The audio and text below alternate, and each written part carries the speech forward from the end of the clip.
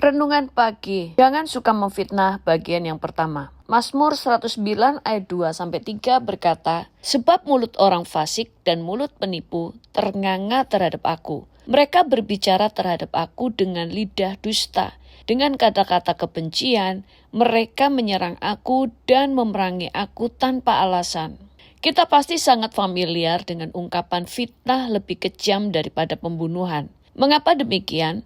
Memfitnah memang tidak membunuh secara fisik, tetapi ketika seseorang memfitnah sesamanya, berarti ia membunuh karakter orang itu, menghancurkan karirnya, masa depannya, reputasinya, merampas kebahagiaan dan ketenangan hidupnya. Itulah sebabnya fitnah adalah sebuah tindakan yang kejam dan sangat tidak manusiawi. Meski demikian, tidak sedikit orang beranggapan bahwa memfitnah adalah perbuatan biasa atau kejahatan berskala kecil. Mereka tidak sadar betapa tindakan tersebut berdampak buruk bagi orang yang difitnah.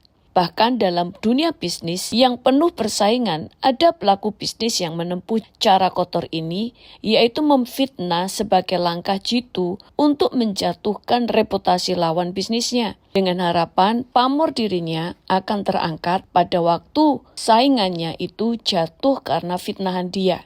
Perhatikan tulisan pemazmur. Di dalam Mazmur 15 ayat 1-3. Tuhan, siapa yang boleh menumpang dalam kemahmu? Siapa yang boleh diam di gunungmu yang kudus? Yaitu dia yang berlaku tidak bercela, yang melakukan apa yang adil dan yang mengatakan kebenaran dengan segenap hatinya, yang tidak menyebarkan fitnah dengan lidahnya, yang tidak berbuat jahat terhadap temannya, dan yang tidak menimpakan cela kepada tetangganya.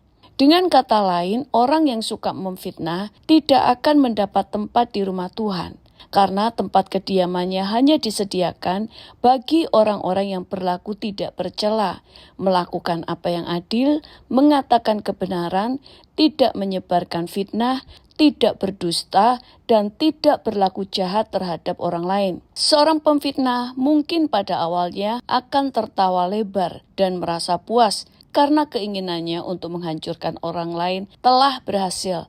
Tetapi mereka lupa bahwa cepat atau lambat, apa yang ditabur itulah yang akan mereka tuai. Galatia 6 ayat 7-8 berkata, jangan sesat, Allah tidak membiarkan dirinya dipermainkan, karena apa yang ditabur orang itu juga yang akan dituainya. Sebab barang siapa menabur dalam dagingnya, ia akan menuai kebinasaan dari dagingnya. Jadi, kalau kita selalu memfitnah orang, kita juga akan menuai dari setiap kejahatan yang kita lakukan. Bersambung di renungan berikutnya.